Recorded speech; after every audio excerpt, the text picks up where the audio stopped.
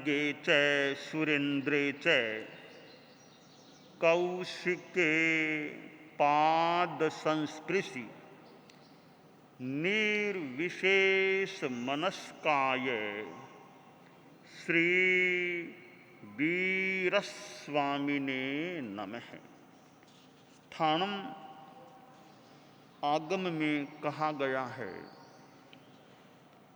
अट्ठहिम ठाणेहिम मायी मायम कट्टु णो आलो इज्जा णो पडिक्कमिज्जा णो निंदिज्जा णो गरिहेज्जा णो बिउट्यज्जा णो बिसोहिज्जा णो अकरणयाये अभ्युठ्यज्जा णो आहारिहम पायच्छित्तम तवो कम्मम परिबज्जज्जा तंजहा करिंसुवाहम करेमिवाहम करिस्सामिवाहम अकित्तिवामेशिया अवन्नेवामेशिया अविनएवामेशिया कित्तिवामे परिहायिस्सै जसेवामे परिहायिस्सै।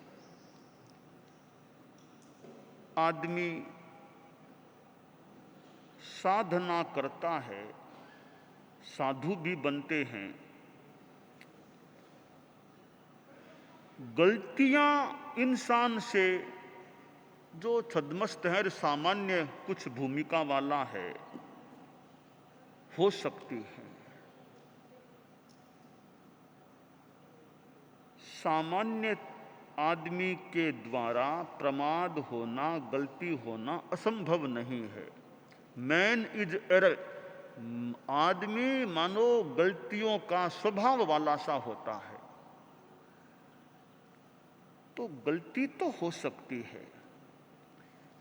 संस्कृत में कहा गया, गच्छतः स्खलना क्वापि भवत्येव प्रमादतः हसन्ति दुर्जनास्तत्र समादधति साधवः। कोई चलता है तो गिर भी सकता है, चलेगा ही नहीं तो क्या गिरेगा।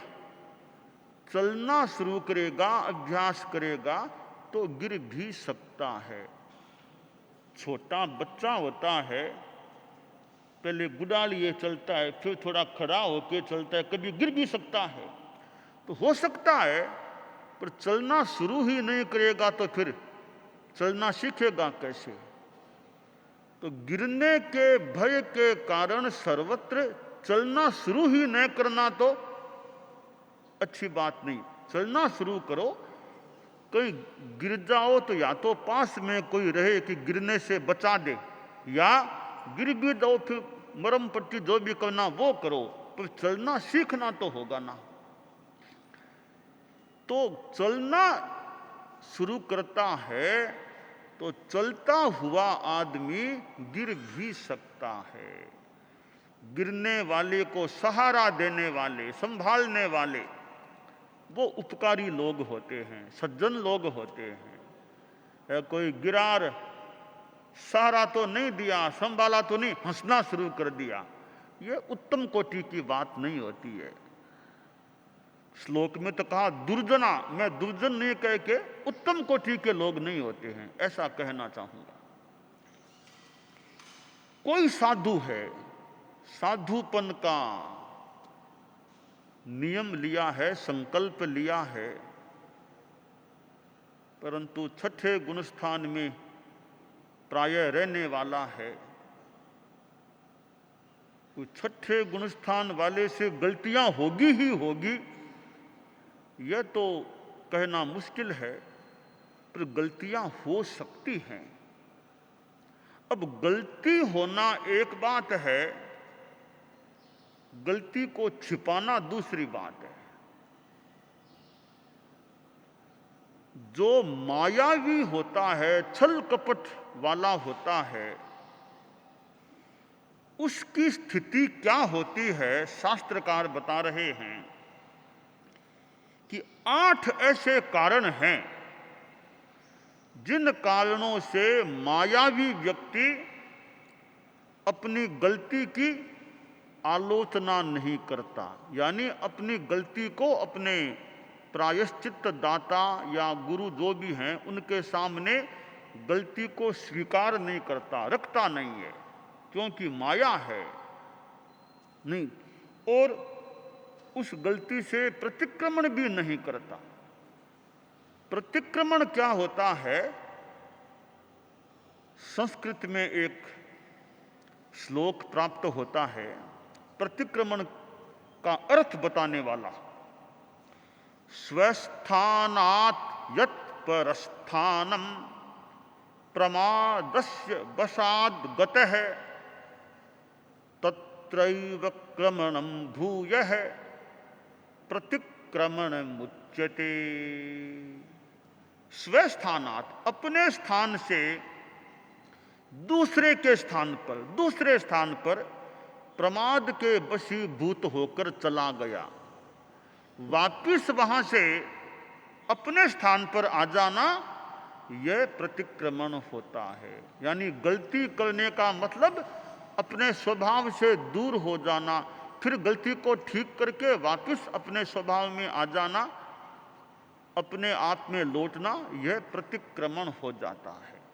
तो वो मायावी है, प्रतिक्रमण नहीं करता, अपने दोष की निंदा ग्रह नहीं करता, न गुरु के सामने न खुद के द्वारा निंदा ग्रह ऐसा कुछ नहीं करता, उसे गलत नहीं मानता, स्वीकार नहीं करता, व्यावर्तन तथा विशुद्धि नहीं करता।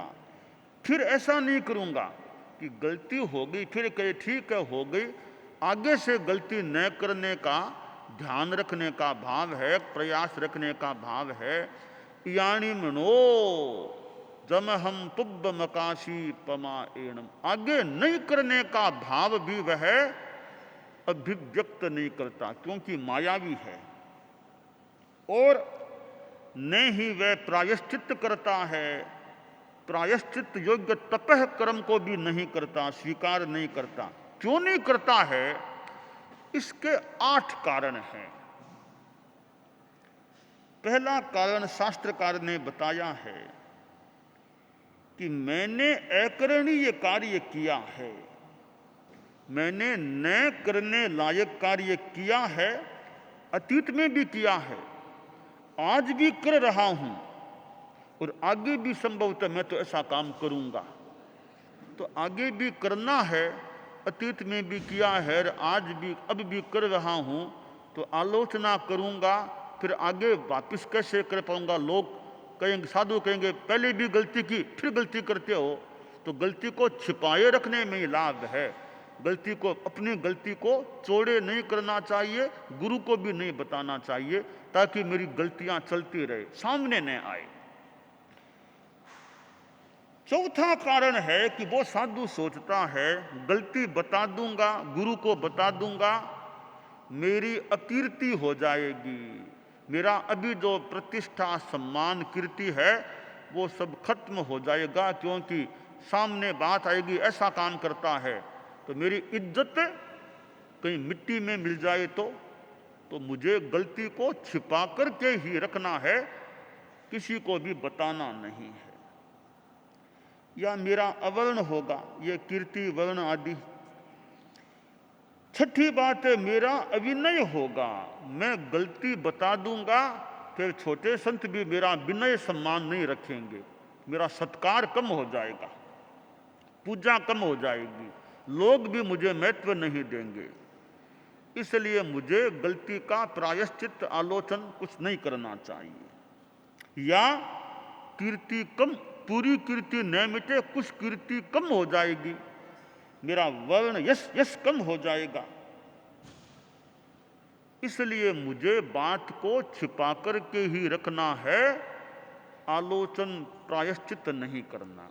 तो ये इसके मन में जो आशंकाएं हैं, भय हैं, विचार हैं, इन 8 कारणों से वह साधु अपनी गलती अपने परम पूज्य गुरु को भी नहीं बताता, और पूछने पर भी वो बात को छिपा लेता है, क्योंकि वह मायावी व्यक्ति है, मायाशील है, इसलिए दोष को छिपा लेता है। अब एक दूसरी बात शास्त्रकार उल्टी बात बता रहे हैं इस बात से। अट्ठहिम ठाणे हिंग माई मायम कट्टु आलो एज्जा परिक्कमेज्जा निंदेज्जा गरिहेज्जा ब्यूटेज्जा बिसो हेज्जा एकरणयाय अभ्युट्ठेज्जा अहारिहं पायच्छित्तम तवोकम्मं परिवज्जज्जा तंजहा मायिस्सनम अस्यम लोये गर्हिते भवति उभवाये गर्हिते भवति आयाति गर्हिता भवति एकमेवी माई मायम कट्टु नो आलोयज्जा नो परिक्कमेज्जा नो निंदेज्जा नो गरिहेज्जा नो बिवुट्टेज्जा नो बिसोहेज्जा नो एकरणयाय अभ्युट्ठेज्जा नो अहारिहं पायच्छित्तम तवोकम्मं परिवज्जज्जा नत्थि तस्य आराहणा। एक साधु है, दोषी है, यानी दोष का सेवन कर लिया है, परंतु वह आलोचन करता है। जो भी गुरु आदि हैं उनके पास जाकर कि आर्यवर मेरे से यह प्रमाद हो गया है, आलोचना प्रतिक्रमण निंदा गरा आदि आदि करता है और यथोचित प्रायश्चित तथा तपय कर्म को वह स्वीकार कर लेता है अपनी शुद्धि के लिए। ऐसा क्यों करता है? वो पहले वाला तो नहीं करता था। वो पहले वाला मायावी दोष को छिपाने वाला जो बताया गया वो नहीं आलोचन करता, प्रायश्चित करता। ये क्यों कर लेता है? इसके भी कारण हैं और इसके भी 8 कारण हैं जिनसे उसके मन में प्रायश्चित की भावना आ जाती है। वह सोचता है कि देखो, जो मायावी होता है, दोष को छिपाए रखता है, आलोचन प्रतिक्रमण प्रायश्चित आदि नहीं करता है, उसका इहलोक गर्हित होता है, यह जीवन भी खराब हो जाता है। खराब कैसे हो जाता है कि देखिए, मानसिक तनाव उसके दिमाग, मानसिक तनाव उसके बना रह सकता है। मन में अरे मैंने गलती कर ली है, अगर पकड़ में आ जाऊंगा तो, गलती पकड़ी जाएगी तो यह जीवन भी थोड़ा तनाव में रहता है। गलती सामने आ गई, बताई नहीं, पर पकड़ में आ गई तो फिर उसके प्रति संग में, लोगों में एक भावना में कितनी कमी आ सकती है। ऐसा है, गलती छिपाए रखी, अब गलती पकड़ में आ गई है, तो उसका यह जीवन भी गर्हित होता है। उपपात गर्हित, आगे देवलोक में भी अगर चला जाएगा वो भी जीवन उसका बढ़िया नहीं रहेगा, और देवलोक के बाद वापिस मनुष्य बनेगा तो वह मनुष्य का जन्म भी उसका गर्हित होगा, बढ़िया नहीं होगा। और वो साधु सोचता है कि जो साधु मायावी दोषी एक भी दोष का सेवन करके, आचरण करके उसकी आलोचना प्रतिक्रमण आदि नहीं करता है, तपय कर्म स्वीकार नहीं करता है, उसके आराधना नहीं होती, वह आराधक नहीं होता, विराधक बन सकता है। तो ऐसा काम मैं क्यों करूं? मान लो गलती तो हो गई सो हो गई, अब शुद्धि तो करूं। बाहर गया, कीचड़ के छिंटे तो लग गए, अब धो तो लूं, साफ तो कर लूं, साफ हो जाए कपड़ा। इसलिए मुझे वर्तमान को भी देखना है, भविष्य को भी देखना, तीसरे जन्म को भी देखना है कि आलोचना नहीं करूंगा तो तीनों जन्म खराब हो जाएंगे मेरे। इसलिए मुझे सरल मन से अपने अधिकारी के पास जाकर अपनी गलती बता देनी चाहिए, और जो प्रायश्चित बताएं उसको स्वीकार करके उसको क्रियान्वित करना चाहिए, उसका निर्वहन करना चाहिए, तो मेरी आत्मा शुद्ध हो सकेगी, कल्याण हो सकेगा। यह भावना आने से वो गुरु आदि के पास प्रायश्चित कर लेता है। और वह सोचता है कि जो मायावी आलोचन प्रतिक्रमण आदि कर लेता है उसकी आराधना होती है, वह आराधक बन जाता है, इसलिए मुझे प्रायश्चित कर लेना चाहिए। और सोचता है कि जो आलोचन आदि नहीं करता है उसके आराधना नहीं होती, आलोचन करने वाले की आराधना हो जाती है।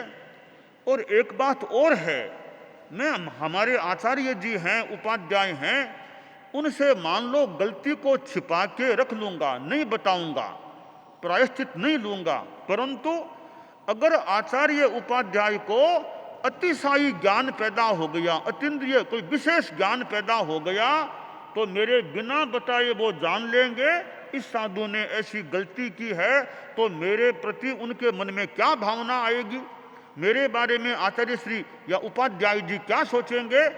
इसलिए मुझे पहले ही अपनी आलोचना उनके पास, प्रायश्चित प्रदाता के पास कर लेनी चाहिए। और अकरणीय कार्य करके आलोचना प्रायश्चित नहीं करने वाला साधु कैसे भीतर ही भीतर जलता है, कैसे जलता है। मायिणं मायम कट्टु से जहानामे अयागरेति वा तंबागरेति वा तौ आगरेति वा शीशागरेति वा रूपागरेति वा सुवर्णागरेति वा तिलागणीति वा तुषागणीति वा बुषागणीति वा नलागणीति वा दलागणीति वा सुंडिया लिंसानी वा। वो साधु है, लोहे को गालने की भट्टी होती है, तांबे को गालने की भट्टी होती है, ट्रप्पू को गालने की भट्टी होती है, शीशे को गालने की भट्टी होती है, चांदी को गालने की भट्टी होती है, सोने को जलाने की भट्टी होती है, तिल की अग्नि, तुष की अग्नि, भूसे की अग्नि, नलाग्नि है। ऐसी अग्नियां हैं, वे अग्नियां कैसे जलती है, भट्टी में कैसे आग जलती है, अंदर आग जलती है, वैसे वो साधु भीतर ही भीतर जलता है। कभी रोता है भीतर, मैंने गलतियां कर दी है, अब पकड़ में आ जाऊंगा तो, या अगली गति मेरी क्या होगी। आलोचना न करने वाला कितना जलता होगा, दुखी होता होगा। यह उस साधु के मन में विचार आता है कि रे मुझे तो अपना आलोचन प्रायश्चित कर लेना चाहिए ताकि जलना न पड़े, गति खराब न हो। और क्या होता है कि एक साधु ने गलती की है, गलती छिपा रखी है, अब दो साधु दूर खड़े कोई बात आपस में कर रहे हैं, दो साधु दूर खड़े बात कर रहे हैं, वो साधु यहां बैठा है, वो सोचता है रे वे मेरे बारे में बात करते होंगे, ये मेरे बारे में बात करते होंगे कि हाँ यह साधु ऐसा है, तो हो सकता है थोड़ा सुराग उनको मिल गया होगा, वे दो साधु खड़े खड़े मेरे बारे में बात कर रहे होंगे, ये उसके मन में आता रहता है। तो यूं वो जलता है साधु। अब वो साधु आलोचना मान लो कोई नहीं करता है, प्रायश्चित नहीं करता है, वो मृत्यु को बिना आलोचना प्रायश्चित किए प्राप्त हो गया, देहावसान हो गया।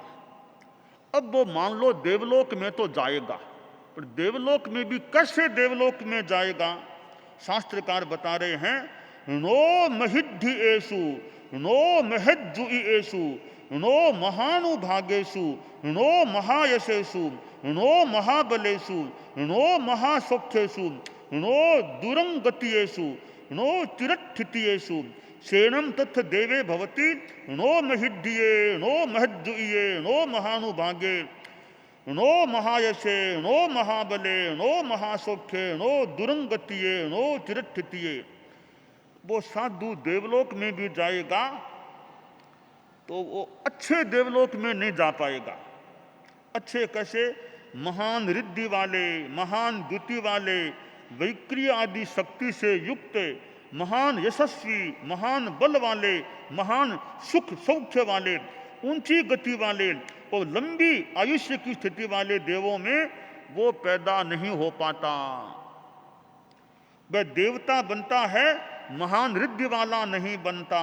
महान द्युति वाला, वैक्रिय आदि शक्ति से युक्त, महान यशस्वी, महान बल वाला, महान सौख्य वाला, ऊंची गति वाला और लंबी आयुष्य की स्थिति वाला देव नहीं बन पाता। और वह देवलोक में जाता है देवलोक में दो प्रकार की परिषद बताई गई है, बाह्य परिषद और आभ्यंतर परिषद। बाह्य परिषद में वे देवता देवियां हैं जो कर्म कर के समान, यानी जैसे आसाधना न हो जाए देव जगत की, मानो कोई नौकर चाकर इस प्रकार के से देव देवियां हैं, उनकी कोई मीटिंग हो, उनका समूह है, वह है बाह्य परिषद। और आभ्यंतर परिषद क्या, कोई देवता है, उसका अपना जैसे परिवार है, जैसे उसकी अपनी देवी है, अपने पुत्र के तुल्य कोई देवता है, ऐसे जो परिजन के जैसे लोग हैं, वो आभ्यंतर परिषद होती है। तो दो प्रकार की परिषदें यो देवलोक में बताई गई हैं। तो वह जो साधु देवलोक में जाता है, उसकी उन परिषदों में क्या स्थिति होती है, संभवतः थोड़ी और अच्छी बातें आगे आ रही हैं, यथासंभव आगे उन बातों का वर्णन किया जा सकेगा।